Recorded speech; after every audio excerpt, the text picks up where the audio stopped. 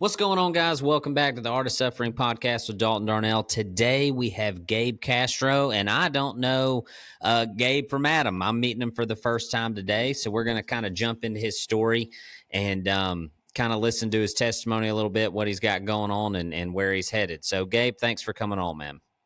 Thanks for having me on. It's a pleasure to meet you, sir. Hey, you bet, man. So, kind of let's get started. Kind of where you live now, and what do you do for a living? I live in California. Mm-hmm. I'm in the southern San Joaquin Valley in Bakersfield. Okay. Right at the foothills of the Sierras there. Okay, cool. And what do you do for a living down there? I am a construction foreman for a grading company. The majority of what we do is we build cells for landfills. So the big pit where they put the trash, we just come in with either excavators and rock trucks or scrapers and do whatever we have to do to build their design for their system, their containment system. Now, how long have you been doing that? I've been doing this particular bit for about 2 years, but I started running equipment. I started running equipment on a feedlot, just loading feed trucks with a loader, cleaning out pins and stuff like that. And I just figured I had a knack for equipment and just always kind of liked it. And then probably about 2003, so about 20. What is that? 22 years now. I've been running equipment. Man, that's a long time, man.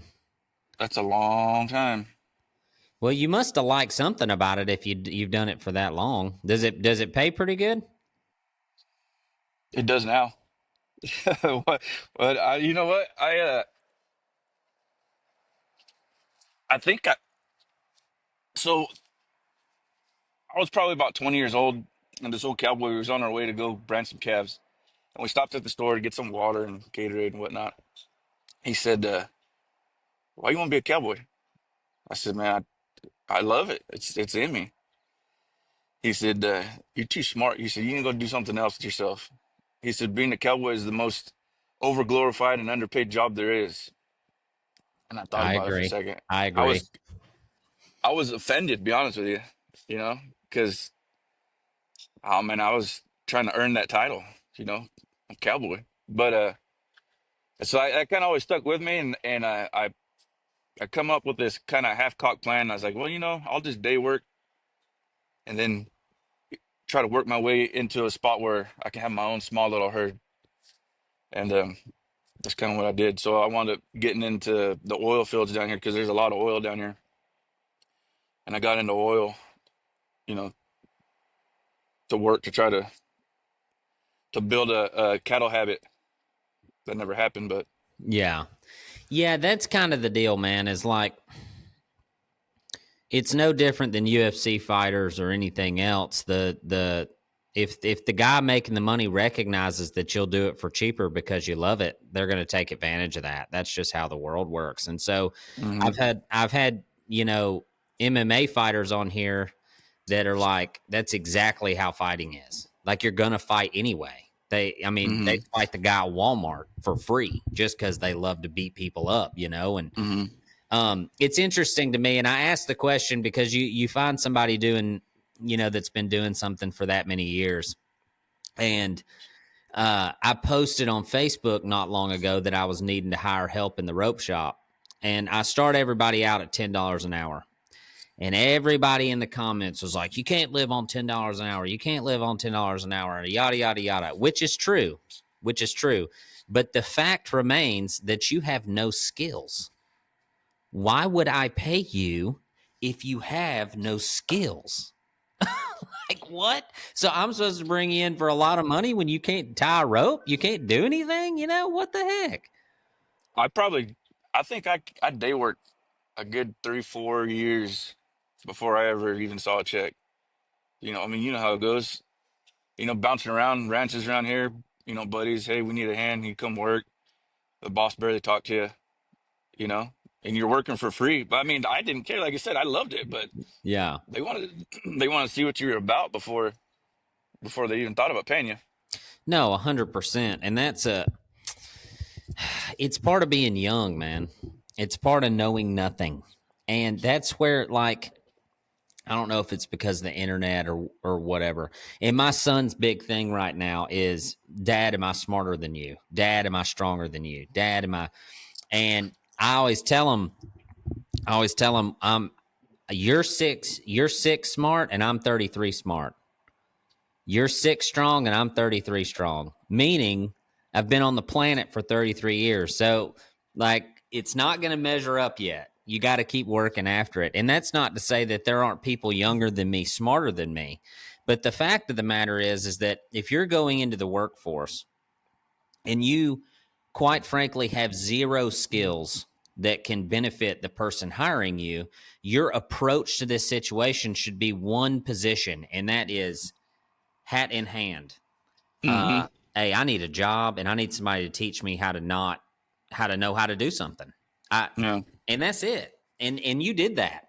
You know what I mean? It's like you said, it pays good now. Well, yeah, you've It been feels doing good it for now. 23 years. You know what I Yeah. mean? Like, of course Yeah. it does. Yeah. No, it's to answer your original question, I think it's the instant gratification of taking a piece of machinery and moving a bunch of dirt all at once. You know, like you can see your progress within minutes. You know, you make a pass, you back up, you're like, oh man, I just moved all that dirt. You know, I don't know, it's something kind of really fulfilling about it for me. For me, I don't for whatever.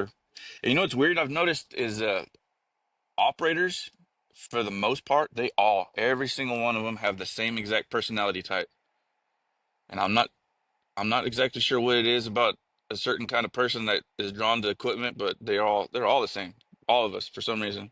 That's what my boss man used to say. He was like, you don't want to be a tractor driver. You want to be a tractor operator.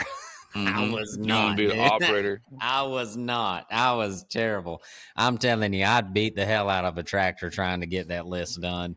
Uh, I whooping and riding across some pastures with freaking round bells, dude, trying to get home before dark. I'm telling you, I was heck on a dang piece of equipment. But you find that often with cowboys. Is cowboys usually aren't the greatest mechanics. They can get it done and get from A to B, but they usually have a little different set of skills. So Usually. that's funny, man.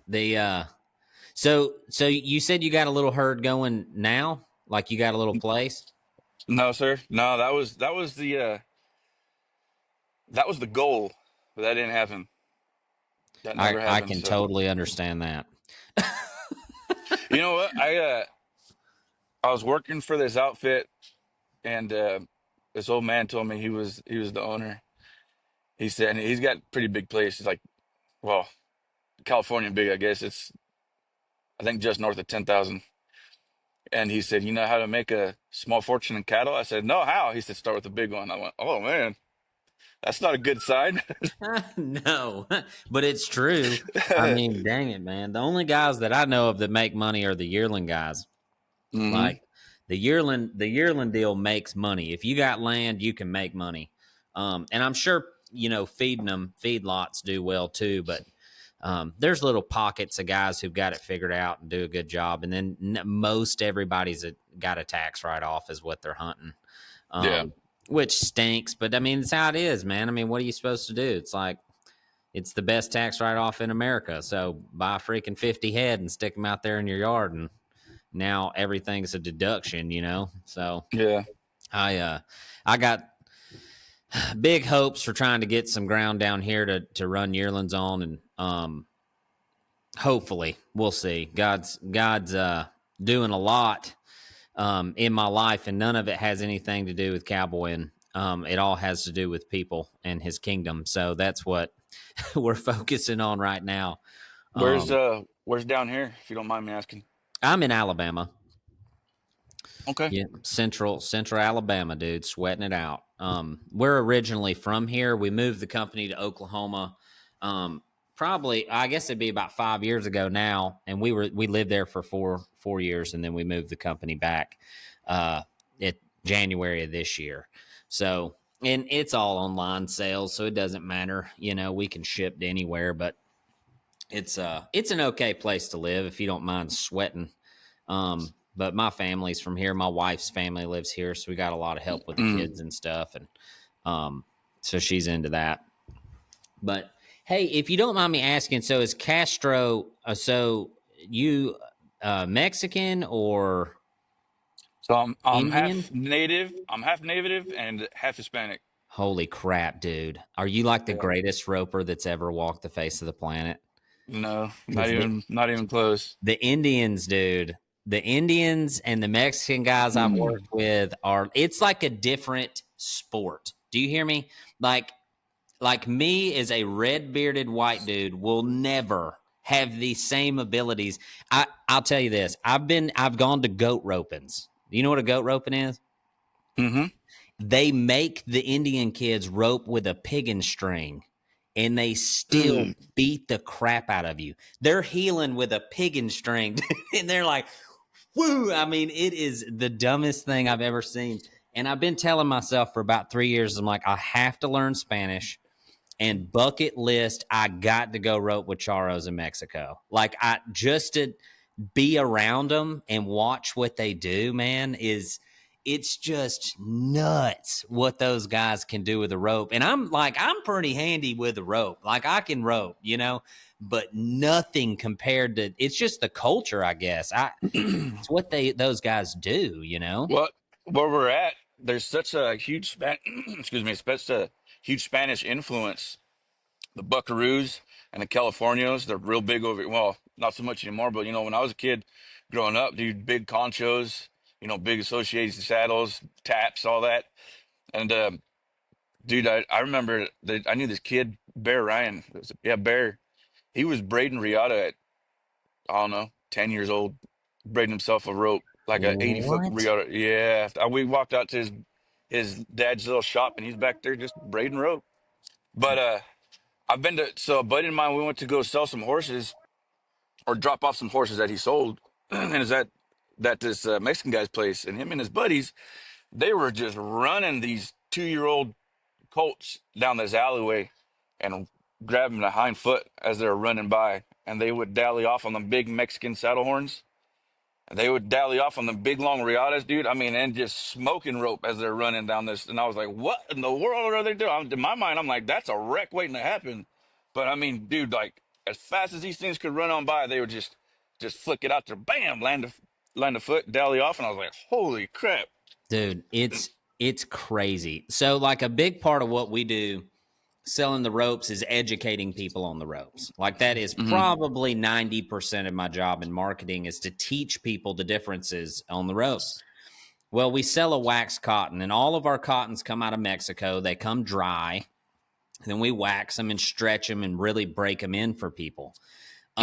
And it still takes a lot of breaking in even after I send you the rope. Like, you still got to stretch it and use it and heat it up and all the things. And I was at this dadgum clinic, dude. I had taught a clinic and they had a roping, and we were selling ropes at the roping. And we had wax cottons there. And the lady is a white lady, but she's married to this guy named Pedro Torres. And he's got like a big charro family. They have one of those big cinder block arenas, and they do the horse ropings and the leap of death. They do all that stuff. And one of his brothers walked over to the rope table and picked up a brand spanking new cotton. Okay, never been stretched, never been used. And anybody that's broken in a cotton, they're freaking kinky. Like, they're hard to use. Bro dog shakes a loop out and goes to freaking trick roping with this thing. And I was like, what in the heck? He was like, man, I really like this rope, man. I was like, dude, what in the world? Like, there isn't a white dude on earth that could pick that rope up and do that. And I was like, and Pedro was just like, it's what we do, man. Like, from the time we can walk, like, well, they're walking around with a little piece of twine, just doing that stuff. And it literally, I mean, it took me freaking 3 years to learn how to do a butterfly. You know what I mean? Like, Yeah. these do what? You want to go fishing? Okay, we'll go after my podcast. You want to see? Come here. Gotta go catch some bluegill. Yeah, that's right. Say hello. Good morning, sir. So yeah, that's funny, man. Like, it's just that culture is really cool to me, just because It's like the cowboy world is like 15 years behind the rest of the world. And then like the Charo world, or the Mexican influence of cowboys from down there, is like 30 years behind that. Like they're just like, that is what those guys do. You know what I mean? And whereas, we treat it like a hobby, or a lot of people do. Not the working guys, but you get what I'm saying. Like a lot of people Yeah. just rope for fun.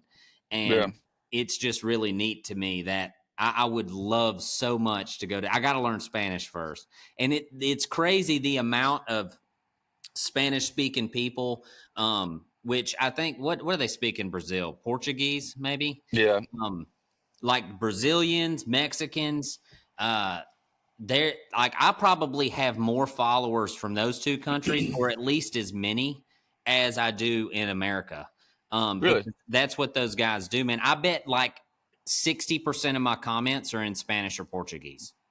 Really? Yep. It's crazy.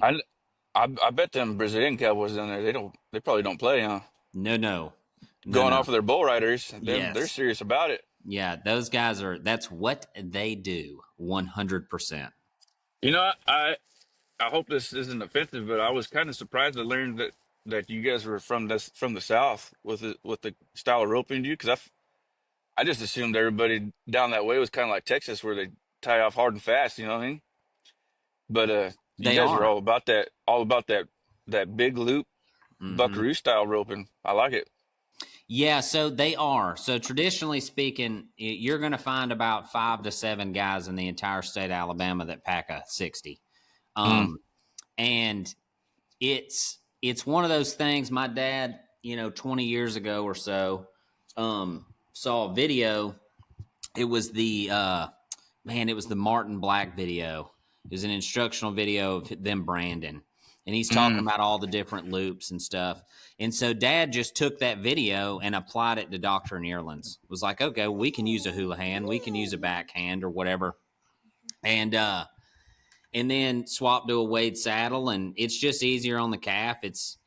There's no argument, in my opinion. There's no argument. I don't care what anybody uses to rope with, just like I don't care what kind of bit anybody uses. It doesn't bother me either way. But if you're asking me to go doctor a yearling, I'm picking up a 60-foot rope because I want options. No question. And that's the thing is, lots of punchers or whatever will talk smack about not being committed, or you got a slow horse, or whatever. There's not a handy guy I've met on earth that couldn't get to the horn with a 30-foot rope. That's not what it's about. You know what I mean? Yeah. It's just about having the versatility of more weapon, and so it's funny. Like, I made a Del Viento video years ago on how to throw a Del Viento, and the month that I published that video, my dad went to a trade show in Colorado to find products for 310, and he met Jeremiah Watt, and he told Jeremiah Watt, he was like, man, my son just posted a video on how to throw a Del. And Jeremiah Watt was like, I didn't know anybody in Alabama could even say the word Del Viento. You know what I mean? I was like, it's pretty legit though. Like, they don't, That's funny. It is funny. So we don't get a lot of foot traffic here. Like, there's not a lot of people shopping in store down here. In Wyoming, we did. When we had it in Wyoming, people would come in and stuff, but it is what it is. I actually got a clinic coming up this fall at a cowboy church here in Alabama, where there's some guys, there's kind of like a little pocket of them up there trying to get into it. But yeah, man, it's kind of like an island. There's islands all over the place, California, Idaho, Nevada would be the big island, but then there's little satellites all over the country where these guys are kind of getting it figured out a little bit. Now, dude, out here, if you tie off, you want it killing you and your horse, probably. I mean, take off hauling down a mountain or something, like, you got to be able to burn some slack. Yeah, keep yourself safe. It gets rough out here. It's steep. There's some steep country up here. You ever cowboyed up this way? No, I've never been to California. The furthest west I've signed on and actually worked was Wyoming. I've done some stuff in Nevada, but it wasn't. It was like big loop ropings and stuff. It wasn't working. I've always wanted to, just haven't really had the time or the opportunity. That's a long way for us, man. Like That's a long way. California is out there. Yep. Yep. But, It's dude, it's sad. It's all, a lot of it's going away. You got the mm-hmm, big Tajon Ranch. Oh, I say big, the Tajon Ranch. It's, I don't know, 700 something thousand acres. It's right at the base of the Grapevine. The Grapevine is at the very bottom of the San Joaquin Valley. It's what separates like LA and Southern California from the valley. That's the pass that goes up and over, and the Tajon Ranch. It starts at like just east of that center line. It wraps around the east side into the Sierras. It's a gorgeous ranch, dude. But they're starting to sell off and build houses and uh oh, what the heck are them things? Strip malls and mm-hmm. outlet malls, and it's a lot of the land's is going away. It's heartbreaking because we used to have so much of it, so many big ranches. And the last big ranch that I worked on, they got sold off to a conservatory. They still run cows there, but you know, nobody owns it anymore. It's not really cowboy much anymore. Yeah, it's tough because, like, see, down here, man, everybody's, got 20, 30, 50 head on little bitty spots, but like you can run 10 head an acre here, you know. Daggone. Yeah, it's a greenhouse, dude. It just grows grass all year long. So in the yearling world, now a cow calf, it might be, 2 cows and calves per acre, but on the yearling deal, preconditioning anyway, you can load them up. Yeah, And out daggone. there, it's not like that. But and then California, in and of itself, seems like it's that high desert stuff. You know what I mean? You got to have a lot of ground to do it. So There's a lot of grass out here that just gets so daggum hot that it dies off fast. So a lot of mhm. guys they'll summer in like Oregon where it's still green and lush and full of nutrient. You know what I mean? A lot of guys, well, the way we just do it down here is during the summer, you know, a lot of trace minerals, to supplement and help keep them going through the summer while that grass is. I mean, that grass at that point is just a filler, just because Yeah, it's just dead. standing hay. Yep. So So are you, Gabe? Are you married? You got I am. kids? I'll be married for 9 years this November. I got two kids. Okay, cool. How old are your kids? One will be 21 in October, and the other one's getting ready to turn 8. Oh my gosh, bro, you spread them way out. Come on now. Yeah, yeah. What's okay? So I got a 6-year-old and a 2-year-old. Give me three. Okay, three things to end up with a good 21-year-old. Do you have a good 21-year-old, or are they wild? My 21-year-old, she's a good kid, but that's by God's grace alone, not because of anything I did. Mm-hmm. Uh, dude, I think raising them up in the faith is strong. That's important, especially in this day and age. Let them be sure of who they are in Christ.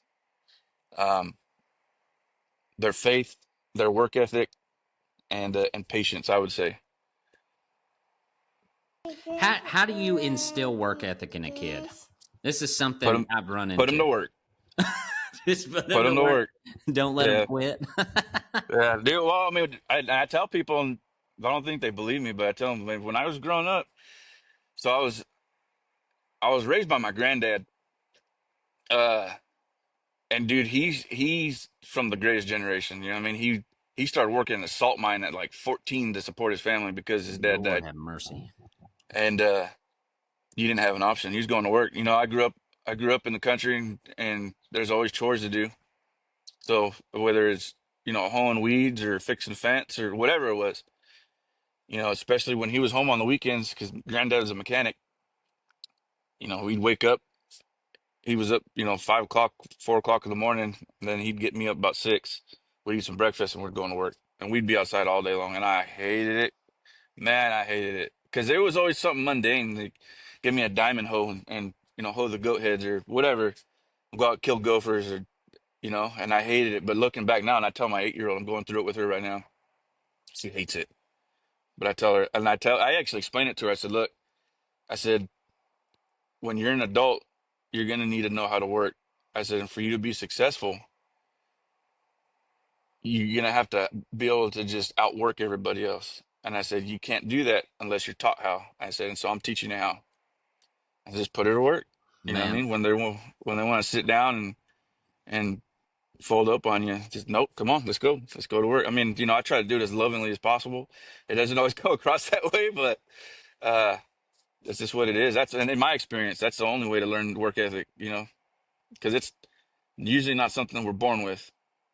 No, everybody's like a horse, a natural born skeptic and a cheat. You know what I mean? Like a kid unknowingly, they don't even know what lies are or cheating Hmm. is, and they freaking do it because, Hmm. you just want to get off the pressure or get out of work. And like, I got a 6-year-old. Both of these two come to work with me every day.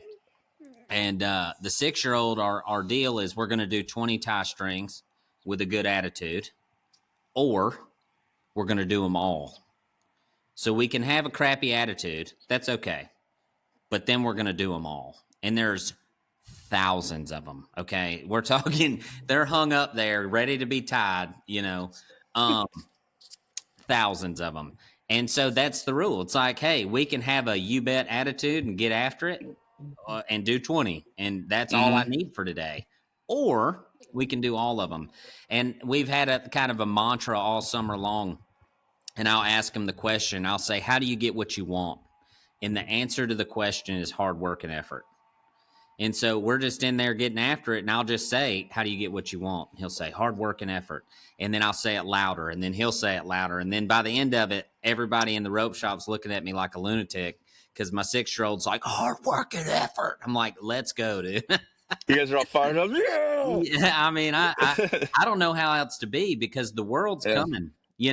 It's coming and it's going to suck for you, buddy, and it's Yep. going to be rough. It's going to be it's a brutal, brutal thing. But I think what you're talking about is the dad's role. Hmm. I think mama's role is to love on them and be, oh, sweet little baby, and the dad's role is to go, let's get after it, and that's what we're supposed to do. You make life a lot easier on yourself too if you get mama to realize that. 'Cause I know mine. She's like, "Aren't you being a little harsh?" Nope, nope. Which No, I gotta be careful because raised up by my granddad, it was one of those things where you want to cry, I'll give you something to cry. Doesn't matter what you're crying about. You know what I mean? If you cried too much, you're getting another whooping for crying. So uh, it took a lot. It took a lot of Jesus to undo all that and to be able to be stern but loving. I still, dude, I struggle with that all the time because there's yeah. sometimes where she's like, "Hey, don't you? This is a little much." I'm like, okay, yeah, it might be a little bit much." But yeah, no, I 100% agree. That's what it should be right there. We're the get you ready for the world, and they're the ones that the soft place to land when dad's being tough. No, 100%. And we have a horsemanship principle. It's kind of steps or phases, I guess. It's uh, air, hair, skin, bone, right? And so when you're teaching a horse something, you always start with air Hmm. to get the lightest response, and then you quit when you get what you're looking for. So like if I can get him to move his head off of this, then I'll take away the pressure. But if it takes this to get him to move his head, then that's what it takes. And a lot of parents nowadays, they get stuck in offering that correction forever. So it's like, oh, I'm going to be kind. I'm going to be okay. Come on, little Jimmy. Okay. Hey, come on. And even when they know. And so with a horse, the way you get air all the time to where they move off of air is once they understand, you go from air to bone. Hmm. Hey, I meant move. You know what I mean? And so to me, when my kid's learning something new, we start with Air, hair, skin, bone. Like, if I got to go to a spanking, I'm not scared to go to a spanking. I don't want to. So I'm looking for the response before that. And Mm-hmm. then once, like him, he's air, hair, skin, bone. My 6-year-old, he's air, bone. Like, my biggest thing is a whistle. Yeah. I got my kids on a whistle. I'm talking, they come hauling. And they know if they hear that dadgum whistle to come. And it's super handy, like anywhere in the public. Because nowadays people are crazy. And if I can't see my youngins, you just can't trust nobody. And so my 6-year-old, if he hears a whistle on the TV from across the house, this guy Here comes it shooting comes. across there. And the reason why is because at about 5 years old, he got the air, right? And if I Yeah. didn't get the response I was looking for, the bone was coming. Like, I'm hauling A across the playground to grab somebody, you know? And so you have to start giving them the responsibility of reacting to the air. But if the air doesn't mean anything, right? That's how you get the bone, is how you get the air to mean something. Mm-hmm. It's like, hey, you better listen the first time I say it, or we're going to have a problem. And that doesn't have to look like an anger thing to me. You know, it can look like, and bone isn't always a butt whooping. It's just Mm-hmm. the reaction you're looking for. Typically, I'm an arm grabber. Like, I'm not out here in the public snatching my belt off like they did to me when I was a kid. It's like an arm grab. Hey, in a whisper. You know, Mm-hmm. that was terrifying as a kid when your dad whispered at you, you know. But Yeah.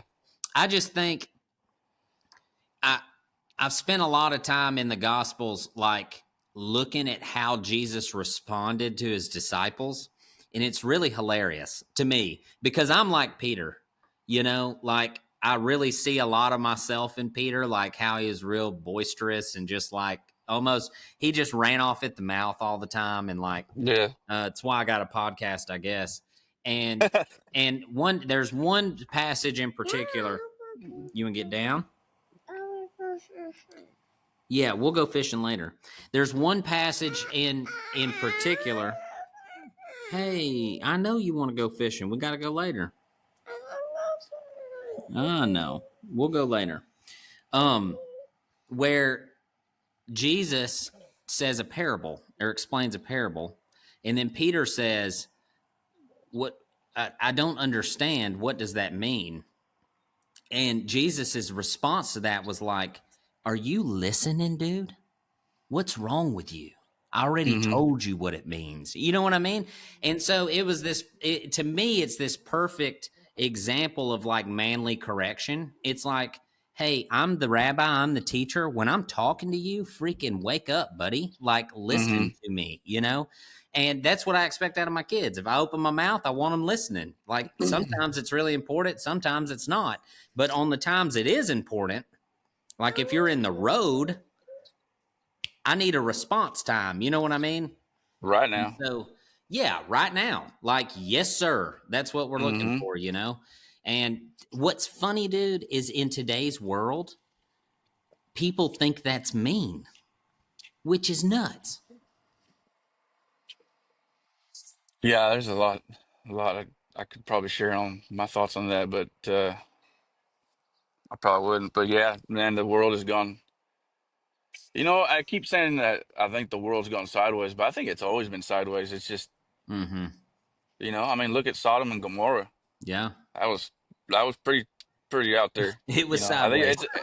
it is, yeah, it's always been that way. I think it's just, you know, more in your face now. It's just Mm-hmm. crazy. But yeah. Yeah. Exacerbated by the internet, maybe. Like, Oh, goodness. it's It's the devil. the internet is a wonderful and horrible thing all at the same time. Mm-hmm.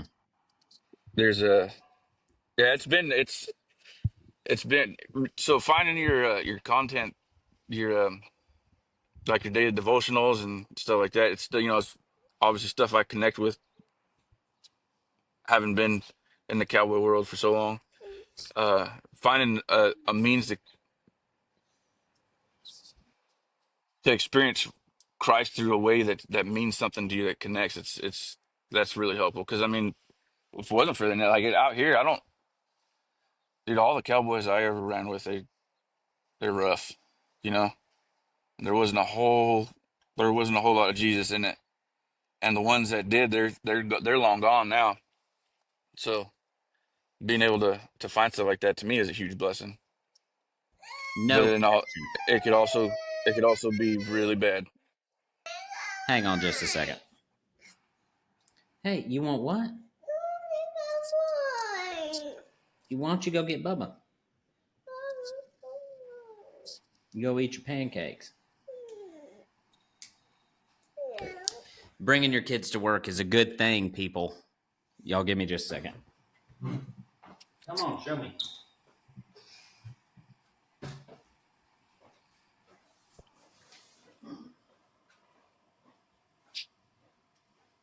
You want to watch? Pogo you? You want to color? Hey, look.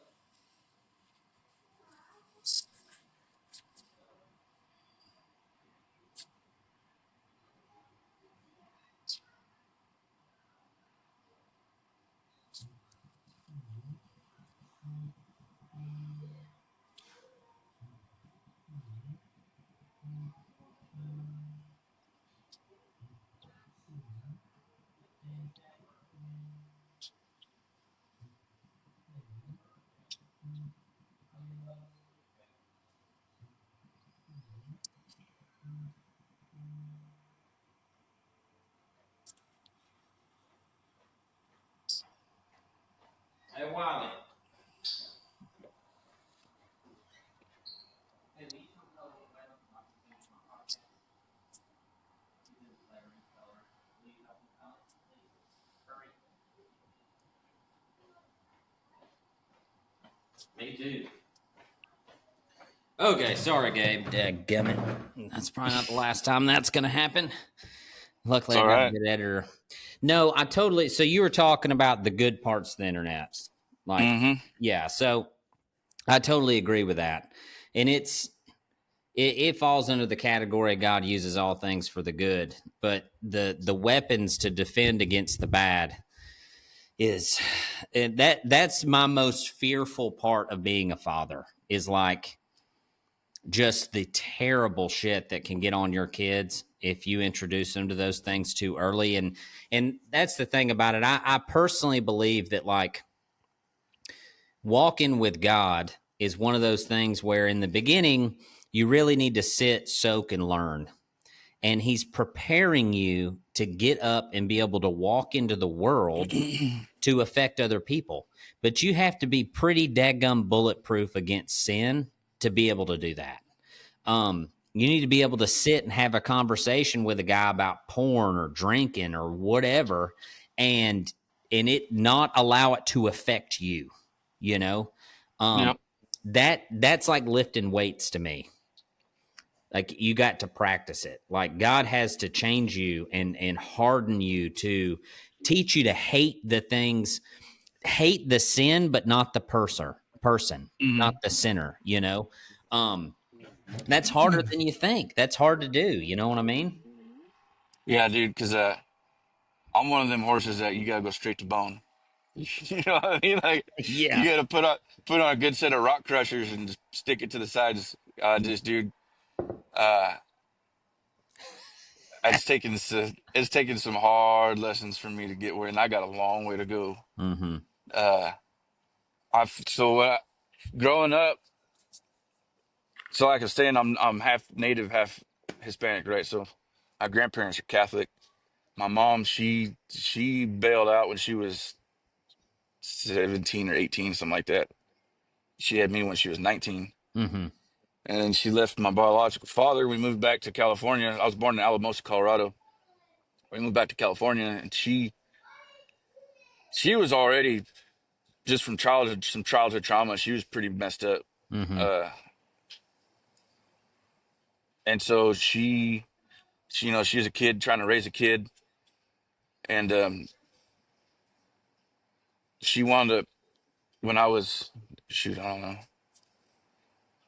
was probably like 6 years old.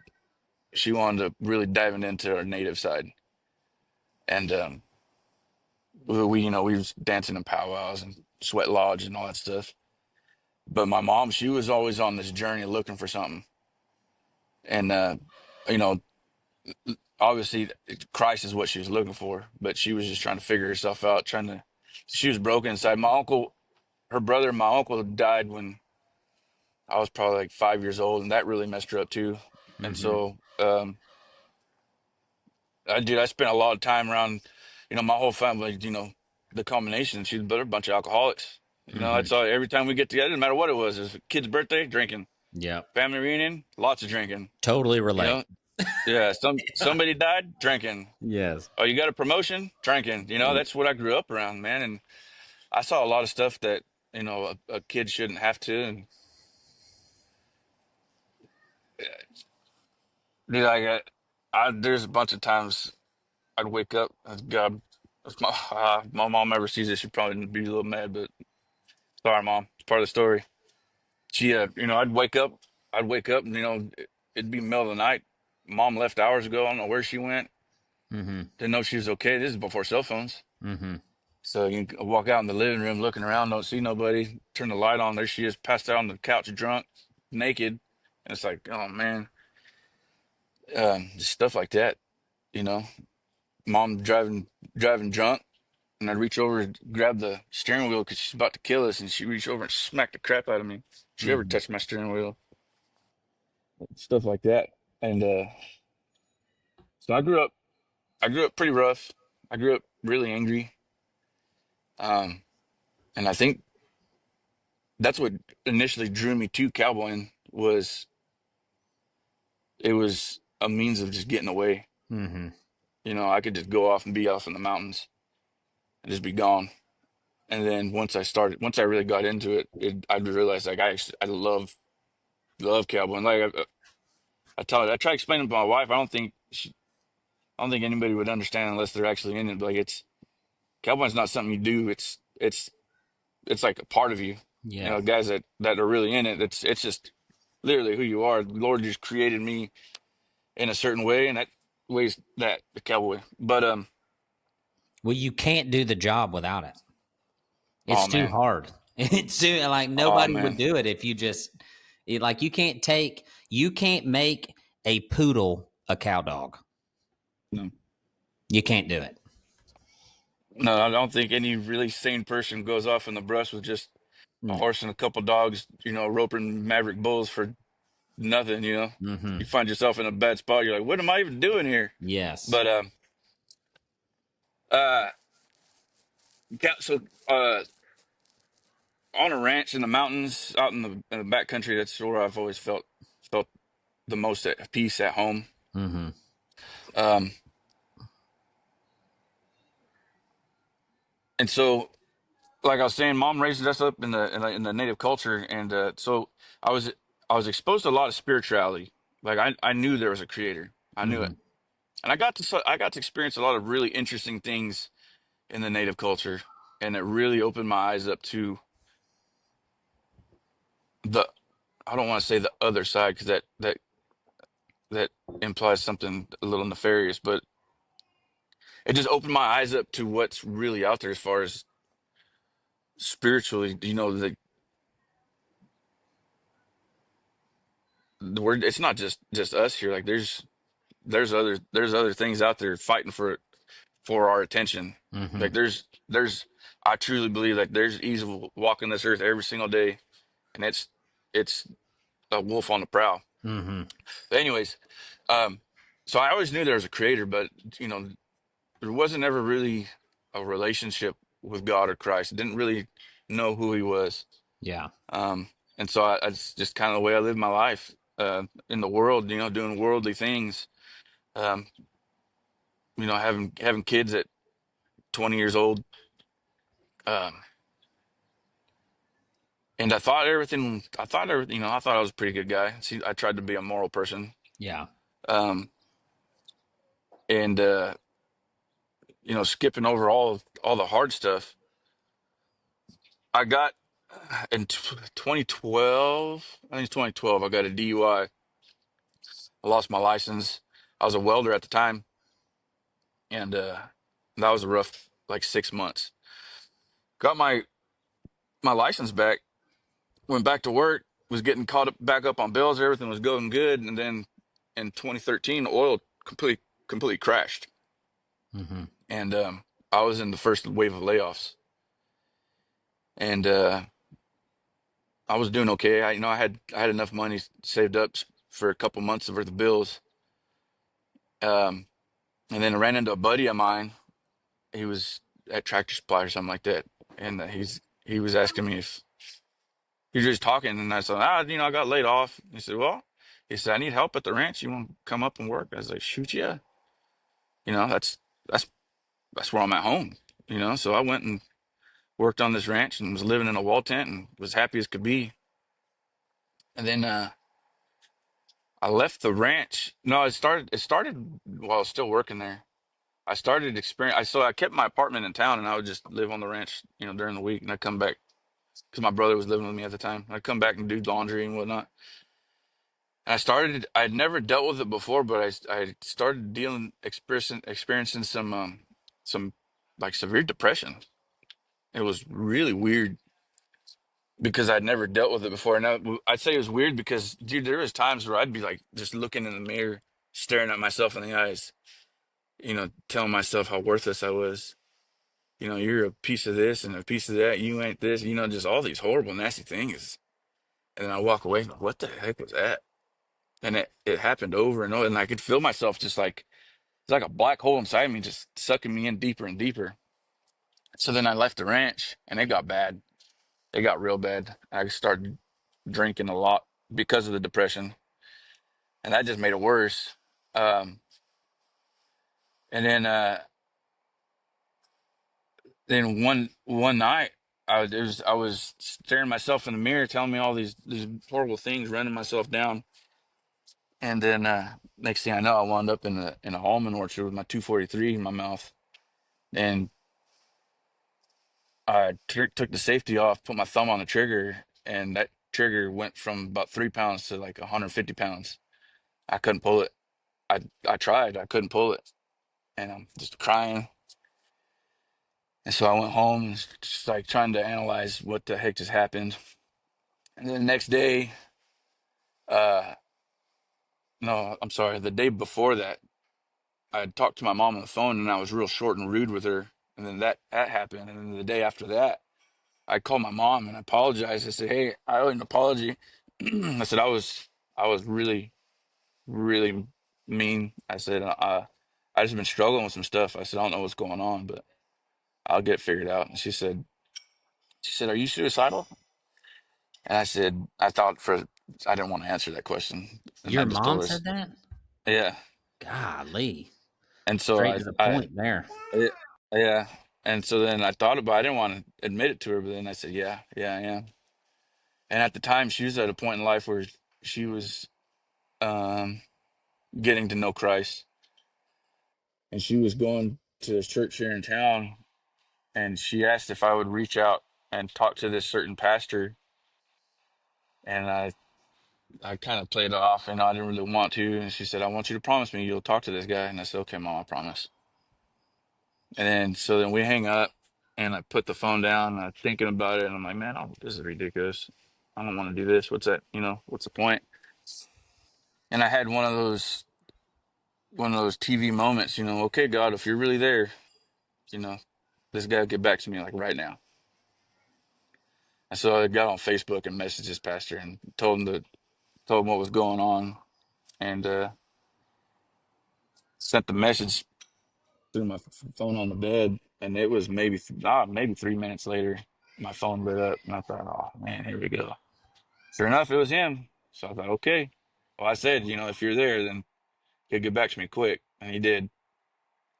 So then he said he was out of town, but he was having a Wednesday night service and asking if I'd go and meet with him then after service, and he kind of told me how to get a hold of him. And so I went and I sat in the very back next to the door. I was trying to talk myself out of it the whole time, like, man, I could get out of here. And I didn't. And so I went and talked to him, and he sat me down. And before God even came into the equation, he asked me all kinds of questions about my childhood and had I experienced any certain traumas, or like, have you ever been, like, he asked me if I'd ever been abused and molested and stuff like that, and I was like, no. So he asked me all these laundry list of questions, and at the end he said, man, I goes, I don't know. He said it could be chemical imbalance, because we were talking about depression. He said it could be chemical imbalance. We can get you hooked up with some doctors. We can figure some stuff out. And he said, but he said, if you don't mind, can I pray over you? And I said, sure. What's it gonna hurt? Mm-hmm. So then he asked if he could bring another pastor in. And they both prayed over me, and they did. They laid their hands on me and they prayed, and it was really weird and awkward, especially if you're not used to that kind of thing. Yes. So they're praying, and I got one eye open. I'm looking around like, what the heck is going on? And so they're praying, and they're praying hard, and then they end their prayer, and he looks at me. He's like, how you feeling? I was like, I don't know, the same. He's like, I said, no, I don't know. I don't know what just happened. Yeah. And so he starts telling me these things. He asked me if I had a Bible, and he hands me a Bible. And he said, just for now, he said, read anything in the New Testament. And I said, okay. So he hands me the Bible, and the other pastor, he said, this, Pastor Tom, he'll walk you out. He said, and he's going to stay in touch with you and kind of help you get your feet. And so I'm confused, and we're walking down these hallways, and we walk out these big double doors, and my truck's parked out in this parking lot by itself. And he's telling me stuff. I don't remember what he's telling me. It's kind of going in one ear out the other. And I walk out to my truck, and I fire it up, and I sat down, and I'm thinking, and I was overcome with this just unexplainable sense of joy, and I started smiling, and that confused me even more, Oh, for sure. because I'm a very analytical person. Mm-hmm. I analyze and overanalyze just about everything. Joy's You not know, high up on the priority list. exactly. And Yeah. so, I'm I'm telling myself, like, depression doesn't just go away like that. That's Yeah. not the way this works. That's not. And so I'm trying to take it all in, and I'm analyzing everything, and I go home, and I have that Bible, and I throw it on the bed, and I'm just kind of going over the night in my head. And so I pick the Bible up, and I'm just flipping through it, and I flip into, I think it was John. And I used to have the verse memorized, but I don't anymore. But there's a story in John where there was a crippled man trying to make it into this well to get healed, Mm-hmm. and he can't make it, and so Jesus heals him. And it's like John, like 5:14 or something like that, I think. Mm-hmm. And so I'm reading this little story, and I get to the end where Jesus tells him, he says, "See, you're healed. Stop sinning. Should something else, should something worse happen to you?" And man, I mean to tell you, like, the second when I read that little line, man, it was almost, like, I want to say literally, I could hear a voice in my head that wasn't mine. Like somebody was, tapping me on the shoulder. He said, "I'm talking to you." I was like, okay, that really freaks me out, because you spend so much time analyzing stuff. You're used to your inner monologue. That wasn't Yeah. me. He says, "I'm talking to you," and I said, "Okay, here we go." And that's what started me off on this journey. And so then I started keeping a prayer journal, and I started reading, and I spent a lot of time. Well, I was unemployed at the time, so I had all kinds of free time. So I spent a lot of time in the Word and a lot of time praying. And then, man, it was maybe just like 3 weeks later, I met my wife, and she man, that woman loves Jesus with all her heart. That's a game Absolutely, changer. man. And there's not a doubt in my mind that I got brought to that point, and the Lord said, "Okay, you're gonna need yourself a helper. Mm-hmm. Here's this woman for you." Yeah. And man, that was huge. Have y'all You seen The know. Chosen? Oh yeah. Dude, that scene in The Chosen when he heals that dude by the well, gave me freaking chill bumps, son. Yep. Like the intentionality of it. Like I don't know if it's like that in the Bible. Like those guys interpreting the Bible and then showing it in real life is really pretty incredible. But the fact that he was like, "All right, fellas, we're going to town today. We got a fella to see," and they walk right to that guy. I mean, they're like, "There he is," and he freaking does it, you know. And it was there's been a lot of moments in that TV show that have been like that for me that I'm like, dadgummit, man, that is crazy. Hey, Wally. Hey. Hey, buddy. Go do that in the playroom, okay? Yes, sir. Thank you. But you know, it's interesting to me, and I get to listen to all these cool stories. And I found this in my own walk with God. It was like you find yourself wandering like aimlessly almost, where you're just like, okay, I feel like shit and I need help and I don't even know what I need. And then when you tell the story over again from where you are now, it's like this really cool guiding of the path to where you need to end up being. You know what I'm saying? And even down to meeting your wife. Like your wife wouldn't have tolerated your old sinful self. If she loves Jesus, she'd have been like, I don't need none of this. But the fact that you had found the king and that he was changing your heart probably resonated with her in a way that wouldn't have any other way. And what's crazy to me about all these stories is like the fact that your mother, through her own inadequacies or ignorance, whatever you want to call it, as a young person raising a kid, my mom had the same stuff, ends up being the one that sends you to where you found the king. You know what I mean? Which is nuts. Yep. Like that's crazy. That's crazy to me that sometimes the sources of our trauma end up being this kind of pathway into softening our hearts to what God actually has for us.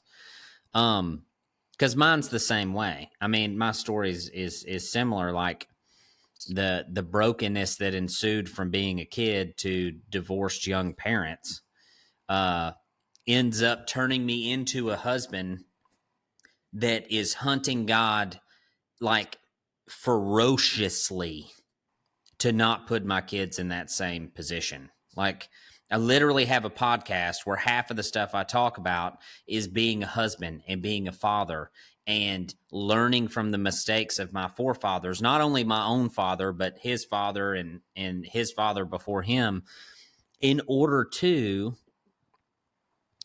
be able to enjoy my children and be able to enjoy my wife the way that God intended that.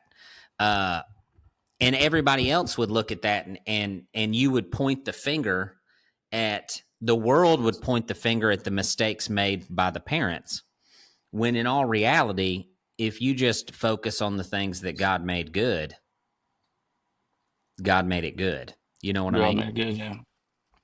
Yeah, dude, that wasn't even, that was just the beginning of the story. It's like I told you, dude, you gotta go straight to bone with me. You Mm-hmm. know, I thought, okay, I'm saved. Like we're all good, right? Nope, not even kinda. You know, Yeah.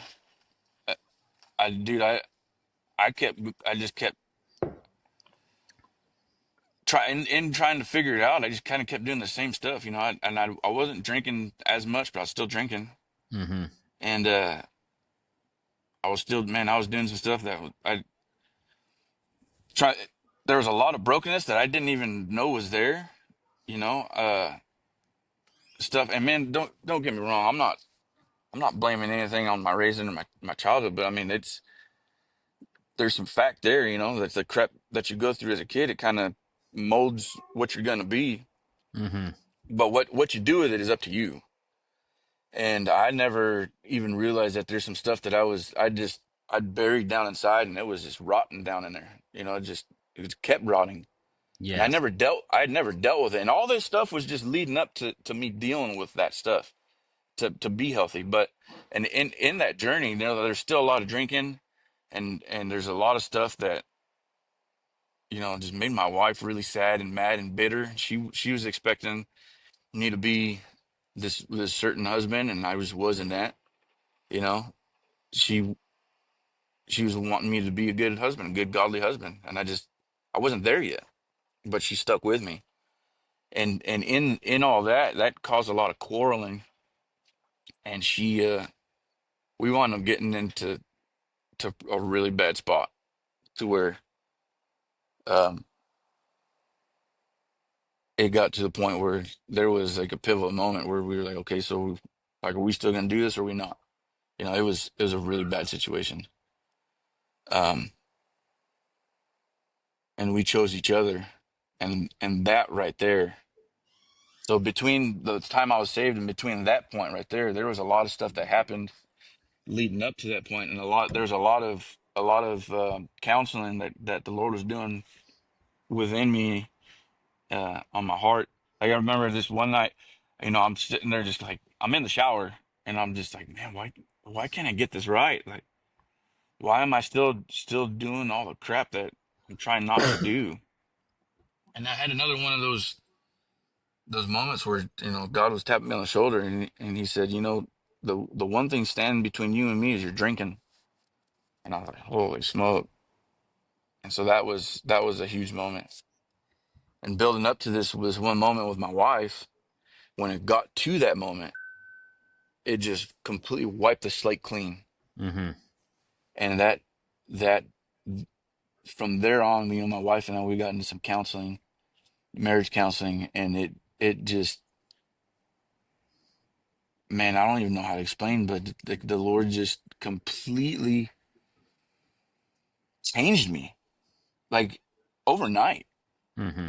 Um, and you know, we had some hard road to come back from some our marital issues, but on that hard road, man, this I got to a place where I think is where I I need to be, and I think as Christians, it's a good place to be, and is where you're living your life every single day, desperately needing Christ. You Mm-hmm. know, like it's not about religion. It's not about the building. It's about a desperate relationship. Lord, I can't do this without you because Yes. I tried, and then when I rely on myself, I screw it up every single Mm-hmm. time. You know, I mean, you know, I did. I'm just like a horse. You know, you on my own. You know, pretty good at some stuff, pretty handy with some stuff. But I Mm-hmm. gotta have with a good rider. Man, there's almost nothing I can't do. Yeah. You know, and I needed Christ to be that cowboy for me, Mm-hmm. and to to guide me. Mm-hmm. And dude, it's 100% dependency, and that right there was a game changer. No question. Com- Complete game changer. Well, my story is exactly like yours. Um, really. I mean, it's very similar. As far as like, it's very hard to understand this for a believer. It's very hard to understand this for anybody.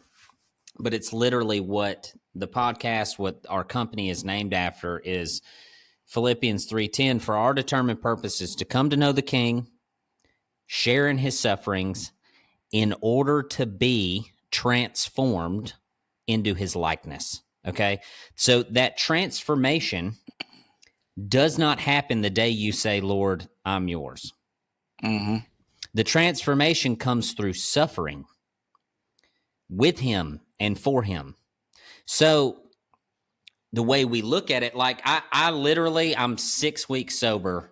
What's today? Is today Monday? No, it's Tuesday. Yesterday. Okay. And just Congratulations. thank you. Just like you, this was a reckoning. This was a freaking bunker buster sent into something that I have been clinging to for 15, 20 years, right? And God, through pain, destroyed it. I mean, literally, just crippled me. I mean, just absolutely was like, we're done here. We're done. And let me show you why. And I talk about how I got to that point in a couple of episodes that'll be coming out before this one. But the fact of the matter remains is that we feel like, and the church tells you, right, hey, love Jesus and you'll change. Not quite that simple. Very easy to say, very difficult to do. And the fact is that this is a journey. It's no different than becoming a man. It's an initiation into manhood. It's an initiation into being Christ-like. This is something that takes a long time. And what happens is believers get in this and they're like, why am I not changing? Why am I not changing? Why am I not changing? Well, you're not there yet. It's not there yet, you know. And understanding true dependence is something that requires weakness. And what makes you weak is pain and suffering with the Lord. Now, whether that suffering looks like this sin is making me feel guilty and terrible, right? Or like quite literally having a disease. Like these things vary from person to person depending on what phase they're in, whether it's air, hair, skin, bone, right? So it's one of those deals where 6 weeks ago, I literally was like, Lord, please destroy my flesh. Like, let's kill it. Let's kill it dead. What you hate, I want to hate. Like, let's go. And do not pray that prayer without being prepared mentally. Because when the king goes to killing your flesh, that is you.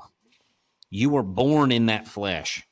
And it's in there deep and bad. And it's no different than you were talking about the stuff from your childhood. Like that's the flesh. That's what we're talking about. And when I prayed that prayer, there's a kid that worked for me and he's young. He's not a believer. And I started fasting. Like I just quit eating, just drinking water, reading my Bible and praying. And he was like, man, what's wrong with you? You know? And I was going through some stuff and I told him, I said, there's a lot of things in me that need to go, that need to get taken care of. And there's an old guy that lives in here that needs to die. And he was like, well, he didn't even know what that meant. You know what I mean? He's looking at me like, what is going on? You know? And I just told him, I said, I'm going to starve him to death. I am going to fast until he is dead. And I did. And God, it's the first time in my life God's ever spoke to me. Like those moments where you're talking about God tapping you on the shoulder, I'd never experienced that until the third day of that fast. And I was in the bed and I was praying and trying to go to sleep and I couldn't sleep. And I don't know how long I'd laid there. It was probably 15 minutes, but it felt like 5 hours. You know what I mean? And God, it was like he stuck his hand on my head and was like, you are okay. And right after that, I woke up the next morning. I was like, okay. And I've been a completely different human. And people will say, you know, guys who they'll talk about struggling, quitting drinking, struggling, quitting porn, struggling, quitting insert sin here, whatever. And they're like, they struggle with it every day. And I'm gonna say that my theory, and this is just a theory because I've only experienced this twice in my life. The first time was with porn. Porn is just a nasty thing, and it makes you feel like shit, like guilty, like especially after you're married and you have sons and daughters, and you're like, this is somebody's kid on here. Like, what the heck am I doing? And so my prayer there was, God, make the things that make me feel guilty. I don't want to feel guilty. Like if it makes me feel guilty, make me hate it, you know? And it was like, that's not a problem. That was the prayer I needed to pray. The question I needed to ask. That was the door that I knocked and he opened it. But drinking didn't make me feel guilty. Because like you said, everybody around me drank. Everybody.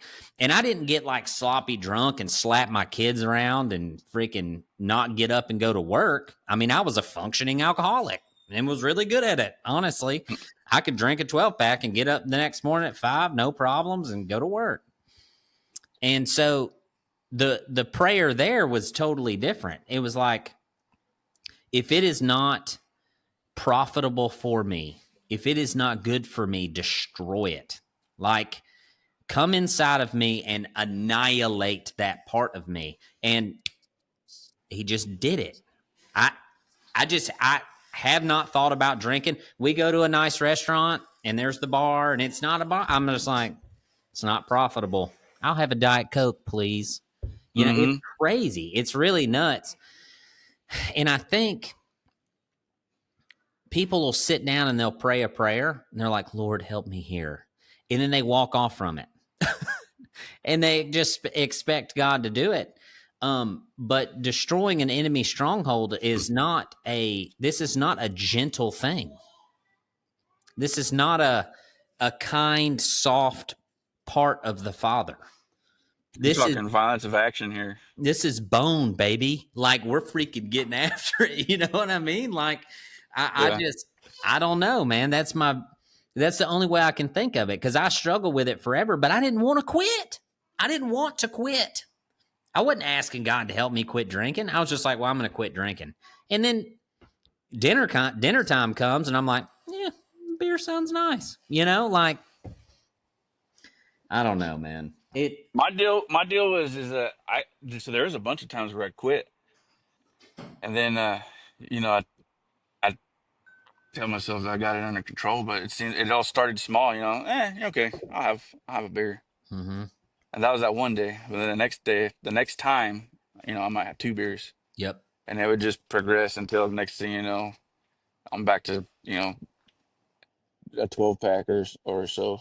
And I knew when I really started thinking about it, I knew that it was an issue when I was hiding it from my wife. Ooh. I had beer in the outside fridge. Yeah. And so I was always finding an excuse to go to the garage. Mm-hmm. And then when it on the back end of things, when I really got to thinking about it, I'm like, well, why am I hiding it? Yeah. Because you're ashamed. That's why. Mm-hmm. Well, why are you ashamed? Probably because you got a problem. You know what I mean? So yeah, it was rough, man. It was rough, but I'm right there with you now. Mm-hmm. It's crazy, dude. I mean, it really is unbelievable to me. And during that fast, man, I was listening to the Gospels on audiobook, and I was working and just pouring it in, baby. Come on. And it got to that part in Matthew where it talks about knock and the door will open, ask and you shall receive.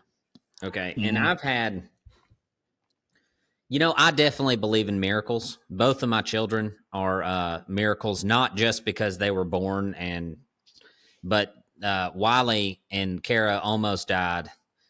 Most certainly. If they wouldn't have been sitting in a hospital bed, they'd have both died. And then Waylon was never supposed to even be here. Like, they told us we were going to have a surgical abortion, like literally sitting in the room to get an abortion. Dude. And luckily we had a really good doctor in Wyoming that we had just they told her it was ectopic and there's nothing you can do about it. You got to get rid of it. And anyway, God prevailed in all of that. And there's a lot of healing in the second one that happened. But when it comes to my arthritis, like, I am not a crippled person, but I could most certainly act like a crippled person if I wanted to. You know what I mean? Mm-hmm. Like I was thinking about it last night. I was like, I should make a TikTok about this. But I sleep with my feet hanging off the bed and out of the covers because the blanket hurts my feet. Daggum.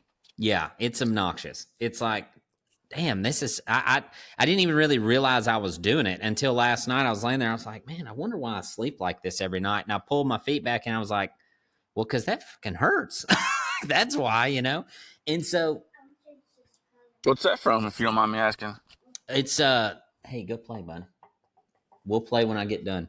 It's from I have psoriatic arthritis. It's an autoimmune Oh, disease. Yep. I got you. I got you. You can put cold water in there. That's fine. No, no ice. Just normal tap water will do fine.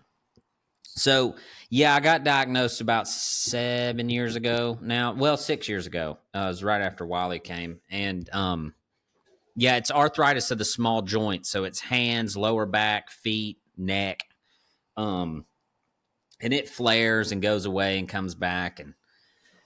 But I've been praying a lot about it because I've basically just accepted the fact that I'm just going to live crippled. Like the Mm, doctor told me when I got diagnosed, he was like, if you don't take care of yourself, you're going to be absolutely immobile by the time you're 50.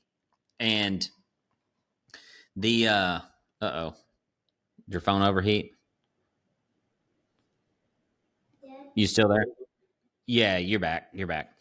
Um, so he tells me I'm going to be crippled by the time I'm 50. And I was like, okay, well, that's no good. So I started hitting the gym real hard um, back then because basically all of the symptoms of this deal got worse if you got fat, pretty mm, much.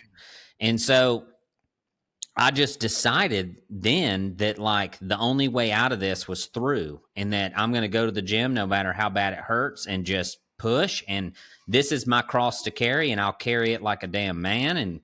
And so, but recently with the drinking thing, and kind of the with the fasting and like God really delivering me through this time in life where like I didn't even know these kinds of things were possible. Like he's never really talked to me.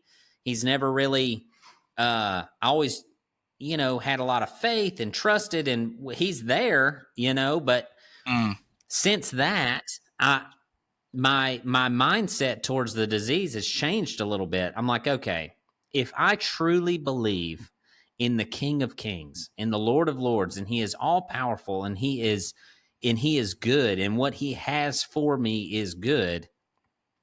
And the Bible, Jesus literally says, "Knock and the door will open; ask and you shall receive."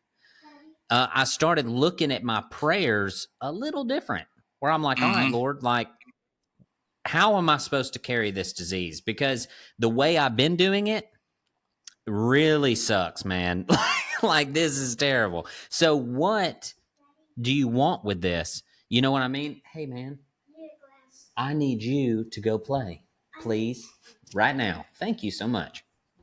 So, that's changed a lot of the ways that I've been talking with him about this, and I've always been really candid with the Father. Like I talk to him the same way I talk on this podcast. Like if a what the moment happens in my life, I am literally like, what the man? What do you want me to do with this? And so my own father in real life is a friend. My grandfather was a friend. And while they can discipline and counsel me in ways that other men cannot because of who they are and the respect I have for them, I offer even more so honor to the king in the same way. But I speak to him like I don't understand what's going on. So, like, Mm-hmm. what's up? Like, I don't know. Maybe I shouldn't do that, but I don't know. Uh, I think he's up there laughing at me like most of the time. He's like, yeah, man, like, sucks down there. Like, yeah, I know, he lived here, so he knows, but we'll see. Maybe heal my arthritis. Maybe he won't, and that's okay too. But I'm gonna keep asking. I'll tell you that. I'm gonna keep knocking on that door. Dude, that has been so.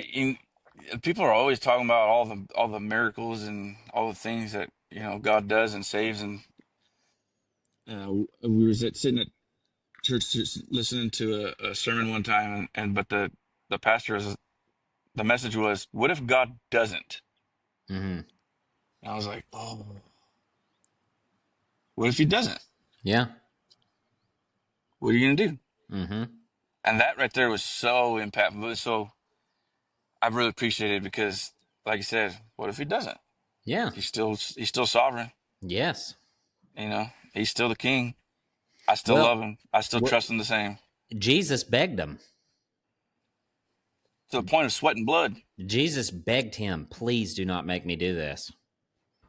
And I prayed that prayer about this podcast. Like, the enemy has been absolutely kicking my ass since I started doing this thing. It's really frustrating. Like, it's really annoying. And when I went through that deal, quitting drinking and all the stuff, I was in my shower on my knees. I was like, God, please let me quit the podcast. Please. Because if I'm being honest, I do not have the time. I don't. I own 2 businesses. We are wide open with everything. My wife owns a business. Like, I don't. But this is what he's asking me to do. He is asking me to sit in front of this computer and visit with people. And it's the same with the arthritis. It's like, God, if it's your will that I walk around like this, let it be, you know? And I hold a lot of, I hang my hat. I hang my hat on being able to suffer well. Like, that's important to me, is suffering at a high level and being good at it, because Jesus did. And that's the goal, is to be able to be miserable and just trust in him that the misery is worth it. The transformation is worth it. The kingdom is worth it. And I don't think that is a position that a lot of people take, but it's an honorable one for me. It might not be for everybody, but like, we named the damn company after a verse that literally says your purpose is to suffer. So what are you supposed to do? You know what I mean? Like, that's why we're here. So it's good. The suffering is what shows God's strength. The suffering is what changes you deeply. And so if you have a purpose for suffering, if you have a reason to suffer, well, then it's way easier to suffer well, you know? Well, there's a couple. I think it was Peter and John, that they were like over the moon excited that they were getting beat for being Christians and followers of Christ. You know, to them it was I don't remember the story exactly, but they were praising the Lord that they were getting beat. You know, Yeah. because they equated that to being Christ-like, because that's what Christ went through. And I've read that, and I was like, oh man. Mm-hmm. Well, that changes perspective a little bit. Oh man, it's those guys were freaking units, man. Like savages.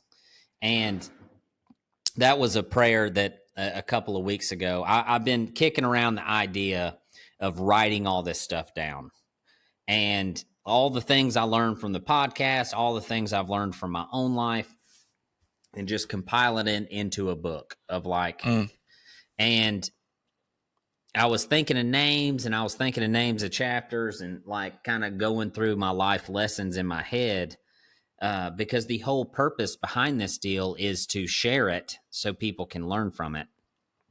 And the phrase "the King Savage" kept coming up in my head, and like, you know, a savage in and of itself is a I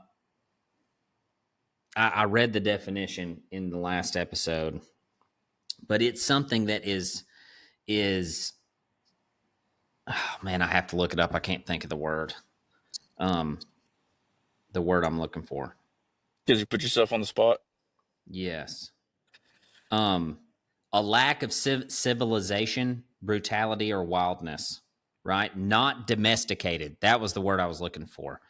And like, if you look at the disciples, if you look at those guys that he chose and the life that they led after he rose from the dead, they were freaking savages. Like, they were it was such a contrast between them and what they were building and what the world is.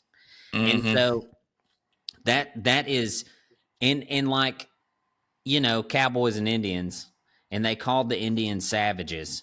And for what they believed, right? And the way that they protected what was theirs, that's a good word. That's what like the ferocity in which they protected their kingdom, right? Is the same way that we should protect our kingdom, our children, our wives. And like, you can use the word warrior. Everybody uses the word warrior. You know what I Yeah. mean? But that's what a savage is. Yep. Is just a freaking warrior, dude. And I can't Mm-hmm. think, you watch old cowboy movies, dude. I can't think. Like, you send me into the worst part of downtown anywhere in Alabama where all the gangbangers live in the freaking projects, and I would be more confident walking into that than getting caught in a ravine with the Indians chasing me back in the day. You know what Yeah. I'm saying? Like Yeah. the way those guys were like, this is mine and you're not taking it from me, Yeah. And I truly believe it's because there was some, and I don't know, I might be completely wrong. You can probably speak to this, but there was some connection to God that those guys had back then, solely based on the fact that they lived in what he created for them. Whether it's spiritual or whatever, but like the way they looked at the earth and the things that God provided for them, whether they knew it was Jesus or God or not, is kind of how I feel when I'm horseback and I'm in the middle of nowhere. I'm like, look at Mm-hmm. what he has made. And these dudes are sitting there and they know how to live off of that. And then some dink comes in and starts tearing the place up. And they're like, no, this ain't going to work. You know what I mean? You're going to come in here Yeah. and do all that. So I think, as far as book names go, I was sitting there and I talk about death roads a lot. So like our drinking, right? The things that we choose to do that even the world says is a good thing, that just takes us away from our family, our kids, our wives. I call them death roads. And Mm-hmm. sometimes those death roads are dressed up like life roads. It's like, hey, I'm going to have a good career. I'm going to make a lot of money. And everybody in the world's like, hey, man, you make a lot of money. You're doing really good for yourself. But there's no life in it. No life. You're just trading your time for money, and your kids are out here acting like a bunch of hooligans because they don't got a daddy around. Mm-hmm. And that's what pretty much every path I've run down, that some of my biggest lessons were all death roads. And so that's what I think I'm going to name the book, is The Art of Suffering, Death Roads. Like, here's all the things I did that I should not have done that might even look good. Like, that from a worldly perspective, everybody would want to do those things. But I was But don't. choosing me. Don't do that. Yeah. Don't But don't choose. do those. No, no. You should, man. It's like I told you in the email. You never know what the impact you're gonna make. And it's the world definitely needs more of that. Mm-hmm. It's especially for guys that are out there. You know, everybody. You gotta really find what you connect with in order to be able to make any kind of progress. It seems like, and I guess it's just all the delivery system. If I'm not, if I, it's like when I was trying to learn how to, when I was learning how to weld and fit pipe, all the math that I learned in school made absolutely no sense. But when I could see it on a piece of pipe or a piece of paper, Mm-hmm. then I was like, oh, okay. Yeah. And so when you got somebody or something that people can actually, that makes sense, it connects, it makes it that much easier. When you get a message in a way that is gonna really resonate. Mm-hmm. So keep Well, doing what you're doing. thank you, man. I appreciate it. And it's guys like you that come on and share, right? So, like, that's the point. That's the point of the thing, is you're a guy that can sit and look at your life and go, damn it, I wish somebody would have told me. Oh man. God, I just wish somebody would have said, hey, you stupid mother, what are you Yeah. doing? Like, God Yeah. dang it, man.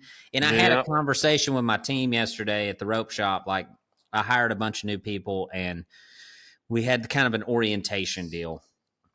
And I told him at the end of it, at the end of the orientation, I had a section that's called My Promise to You. And I promised them that I was going to fail and that I was not going to live up to everything I wrote on that sheet of paper, and that I was not going to have the best ideas, and that I would do my best to be fair and honest and to apologize when I'm wrong. And then I told them, I said, I promise you, I will prioritize my family over this place. And I promise you that I'm going to hold you to the same standard.